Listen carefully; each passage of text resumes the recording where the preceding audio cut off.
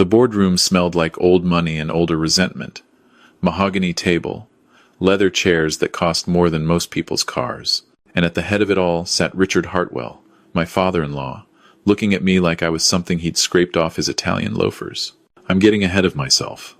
Let me back up. My name is Thomas Bennett. I'm 63 years old now, and I've been married to Catherine Hartwell for 37 years.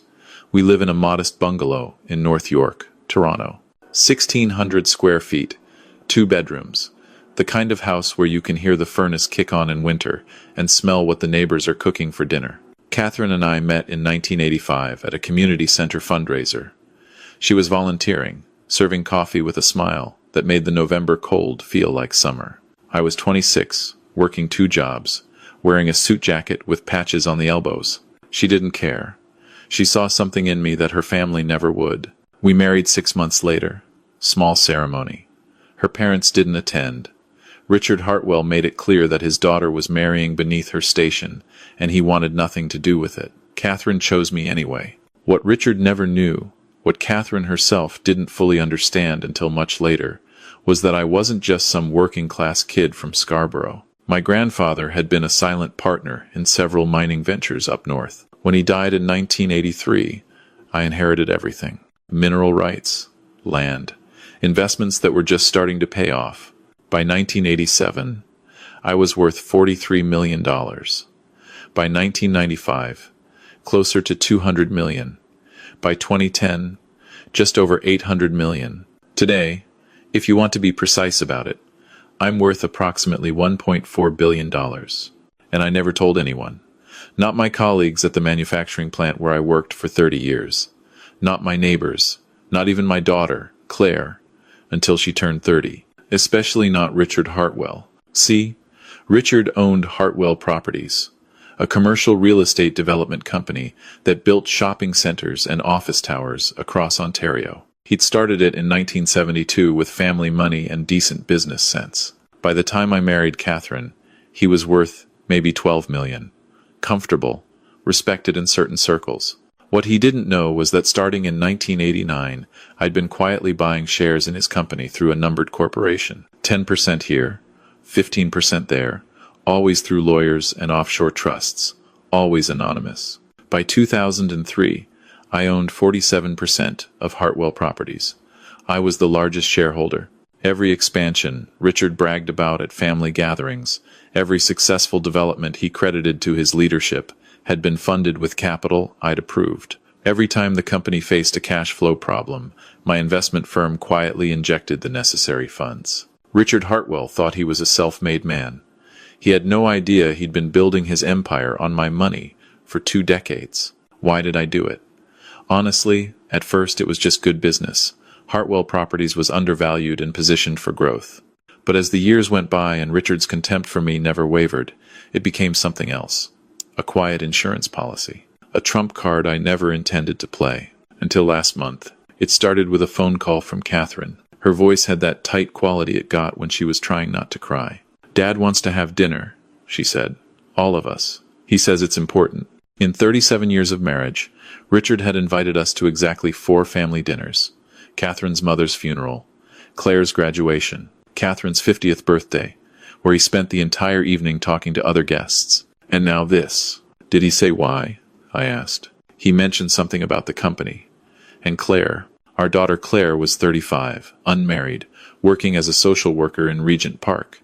She'd gotten her values from her mother, thank God. She lived in a small apartment, drove a 10-year-old Honda, and spent most of her salary helping clients who couldn't afford basic necessities. Richard had always been disappointed in her. Not wealthy enough, not ambitious enough, not interested in the family business. When? I asked Catherine. Saturday, 7 o'clock. His house in Rosedale. I'd been to Richard's house maybe a dozen times in 37 years. Each visit felt like a test I was designed to fail. The house itself was a monument to excess. 6,000 square feet. Wine cellar. Home theater. A garage that held 3 cars worth more than our entire home. "We'll go," I told Catherine. "Whatever this is about, we'll face it together." That Saturday, I put on my best suit. It was 10 years old, bought on sale at a discount store, but it fit well, and I kept it pressed. Catherine wore a simple blue dress. We drove our 2015 Toyota Corolla through the November drizzle, past the mansions of Rosedale, and pulled up to Richard's circular driveway, where a Tesla and a Mercedes already sat. The Mercedes belonged to Catherine's brother, Marcus, 42 years old, VP of Sales at Hartwell Properties, living off Daddy's money and calling it entrepreneurship. We rang the doorbell. A housekeeper I'd never seen before answered and led us to the formal dining room. The table could seat 12, but tonight there were only 6 place settings. Richard at the head, naturally. His wife Patricia to his right, Marcus across from her, and 3 empty seats at the far end for the disappointments. "Catherine," Richard said, standing. He was 71 now, still straight-backed and imperious. Silver hair, custom suit, a Rolex that cost more than most people's cars. "You look well." He didn't acknowledge me at all. 37 years, and he still couldn't bring himself to shake my hand. Catherine kissed her father's cheek. I nodded politely and took my seat at the far end of the table. The seating arrangement said everything about where we ranked in this family. "Where's Claire?" Patricia asked. She'd always been kinder than her husband, though not kind enough to ever stand up to him. "She's coming," Catherine said. "She had a client emergency. She should be here soon." Marcus checked his Patek Philippe. Typical. Some people don't understand the value of other people's time. I bit my tongue. Marcus had never worked a real day in his life. Every position he'd ever held had been handed to him by his father. Every sale he'd ever made had been set up by Richard's connections. The housekeeper brought out the first course. French onion soup, the kind of meal designed to remind you that you're in the presence of people who consider themselves cultured. We ate in silence for a few minutes. Then Claire arrived, apologetic and slightly out of breath. She'd come straight from work, still wearing her practical clothes, and carrying her oversized bag full of case files. "Sorry I'm late," she said, kissing her mother's cheek and squeezing my shoulder as she passed. She didn't apologize to Richard. That was my girl. "Now that we're all here," Richard said, setting down his soup spoon with precise deliberation, "I'll get to the point. I'm 71 years old. I've built Hartwell Properties from nothing into one of the most successful commercial real estate firms in Ontario. But I'm not going to live forever." He paused for effect. Marcus leaned forward eagerly. Catherine's hand found mine under the table. "I've decided it's time to formalize the succession plan. Marcus will take over as CEO when I retire next year. The transition has already begun." Marcus tried to look humble and failed completely. "I'm honored, Dad. I won't let you down. I know you won't." Richard turned his attention to Catherine and Claire. "Of course, this affects both of you as well. Patricia and I have updated our estate plans. When we're gone, Marcus will inherit controlling interest in the company. Catherine, you'll receive a small percentage of shares, perhaps 5%. I felt Catherine stiffen beside me. 5%. After a lifetime of being Richard's daughter, that's what she was worth to him. "And Claire," Richard continued, "you'll receive a cash settlement, $250,000. I considered making it contingent on you changing careers, but your mother convinced me that would be cruel." Claire's face was carefully neutral. How generous. Richard missed the sarcasm entirely. "I've also made arrangements for Catherine's financial security. Thomas, I assume you've been setting aside money for retirement?" It was the first time he'd addressed me directly all evening. "We're comfortable," I said quietly. "Comfortable," Richard repeated, as if the word tasted bad. "Well, I've taken the liberty of arranging a position for you at Hartwell Properties. Entry-level facilities management, $35,000 a year. It's not much, but at your age, you should be grateful for any employment. The pension benefits are decent." The table went silent. Even Marcus looked uncomfortable. Catherine's voice was sharp.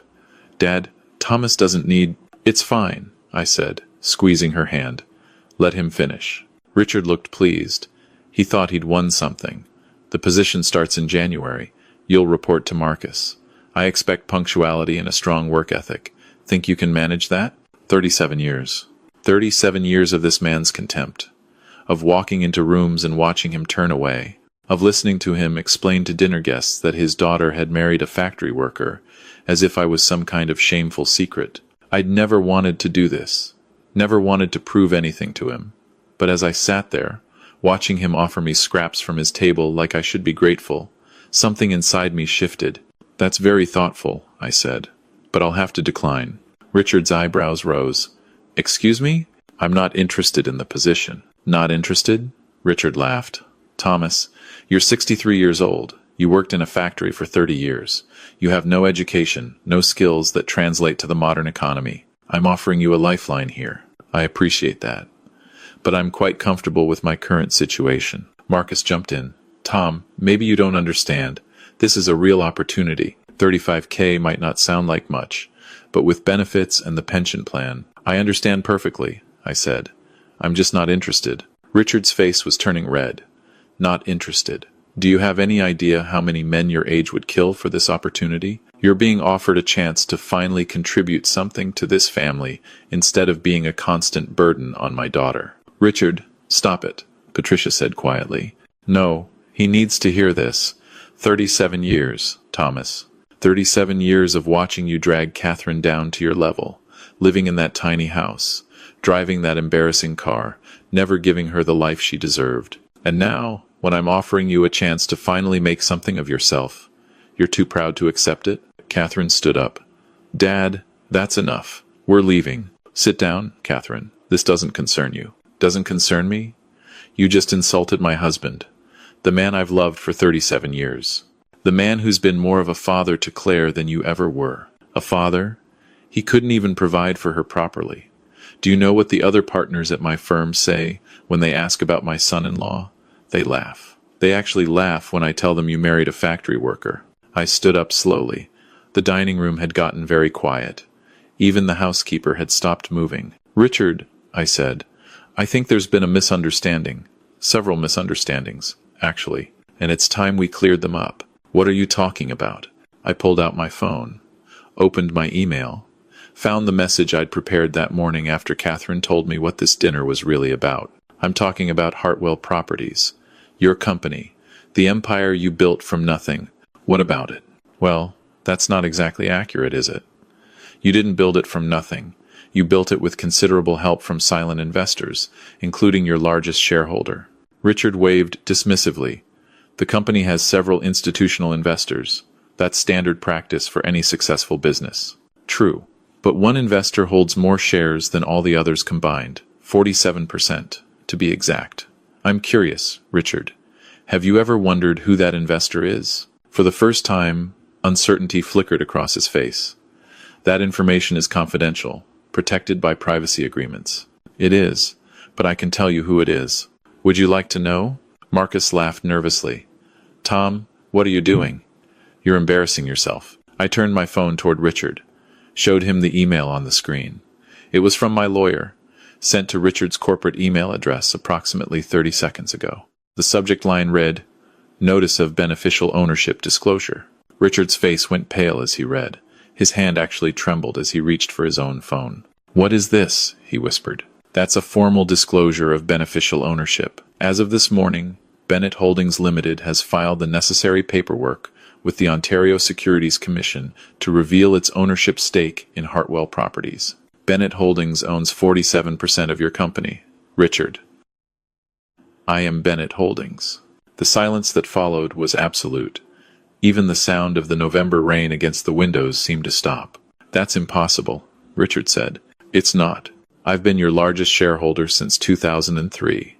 Before that, I held smaller positions going back to 1989. Every major expansion you've undertaken in the last 20 years was funded with capital I approved. Every time the company faced a cash flow crisis, my investment firm injected the necessary funds. The development in Markham in 2007.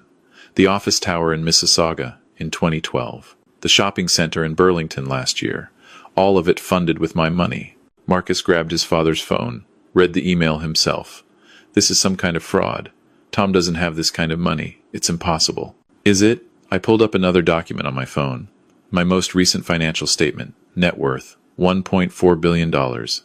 This is my portfolio, Marcus. Diversified investments across mining, real estate, technology, and renewable energy. Hartwell Properties represents approximately 3% of my total holdings. Catherine was staring at me, not with anger, but with something like wonder. "Thomas, why didn't you ever tell me?" "Because it didn't matter. Money doesn't change who we are, Catherine. We were happy in our little house. We raised a wonderful daughter. We had everything we needed. But you let my father, she couldn't finish the sentence. I let your father think what he wanted to think. His opinion of me was never based on reality.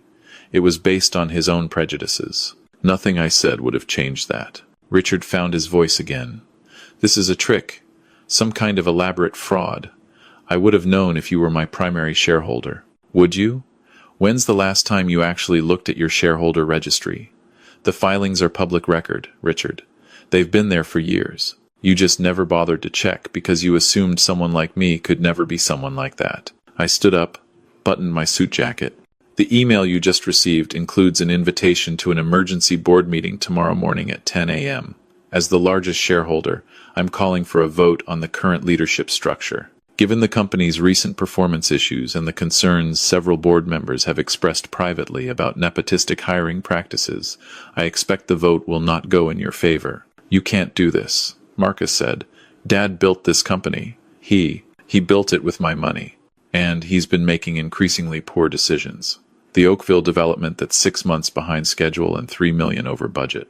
The disastrous expansion into the Alberta market. The sexual harassment lawsuits from 3 former female employees that the company settled quietly. Should I go on? Richard's face had gone from red to gray. You bastard. I gave you a chance tonight. A job. A way to finally contribute to this family. And this is how you repay me? Repay you? I laughed, but there was no humor in it. Richard, I don't owe you anything. You've spent 37 years making it clear that I wasn't good enough for your daughter. That I was an embarrassment. A burden. Well, here's the truth. I've been subsidizing your lifestyle for 2 decades. That Tesla in your driveway? Paid for with dividends from my investment. This house? The mortgage was refinanced in 2015 with a loan I approved. Your country club membership? Your winter vacations in the Caribbean? All funded by the profits from a company I own nearly half of. Patricia had her hand over her mouth. Catherine was crying quietly. Claire looked like she wanted to say something but couldn't find the words. Marcus stood up. We'll fight this. We'll take you to court. You'll what, Marcus? Sue me for being a successful investor? Challenge my ownership in a court of law where every detail of how I acquired those shares will be examined and found to be completely legal? Go ahead. I have very good lawyers. I turned to Catherine. I'm sorry you had to learn about this tonight. I wanted to tell you so many times, but it never seemed important. We were happy. We had each other. The money was just numbers in an account. She wiped her eyes. You should have told me. I know, but would you have married me if you'd known I was wealthy? Of course I would have. Would you have stayed with me when your father cut you off? When he made it clear that choosing me meant losing your family? Would you have believed that I loved you for you, and not because you were Richard Hartwell's daughter? She was quiet for a moment. Then she nodded. You're right. I needed to choose you without that complication. I needed to know that we were building our life together, not living off your money. I turned back to Richard. As for your offer of a job, I'll decline. But I do have a counter-offer for you. Tomorrow morning, at the board meeting, I'll be proposing several changes to the company's leadership structure. Marcus will be removed as VP of Sales, pending a comprehensive review of his actual sales performance versus the sales attributed to him. You'll be required to step down as CEO and accept a consulting role with significantly reduced authority. This is my company, Richard said. No, it's our company. And I've been a silent partner long enough. But here's my offer. Resign gracefully tomorrow. Accept the consulting position. Make a public statement about wanting to spend more time with family. Do all of that, and I'll ensure you retain a generous salary and benefits package. Refuse, and the board will vote you out anyway, but with considerably less grace. Why are you doing this? Patricia asked. After all these years, why now? I looked at Catherine, at Claire, at the 2 women who had loved me without knowing about the money, who had seen something in me that Richard never could. Because tonight, Richard made it clear that nothing would ever change. He would always see me as less than, as someone to be pitied and condescended to. And more importantly, he made it clear that he saw his own daughter the same way. 5%, Catherine. After everything you've done, after all the years you stood by him, that's what you're worth to him. I walked to the door. Catherine and Claire followed. Behind us, Richard was saying something, but I wasn't listening anymore. In the car, driving back through the rain-slicked streets of Rosedale toward our small house in North York, Catherine finally spoke. $1.4 billion, give or take. Our house is worth maybe $500,000. It's worth a lot more than that to me. She laughed, and then she was crying again, and then she was laughing and crying at the same time. You really never cared about the money, did you? The money was useful. It gave us security. It meant I could help people quietly when they needed it. But it was never what mattered. What mattered?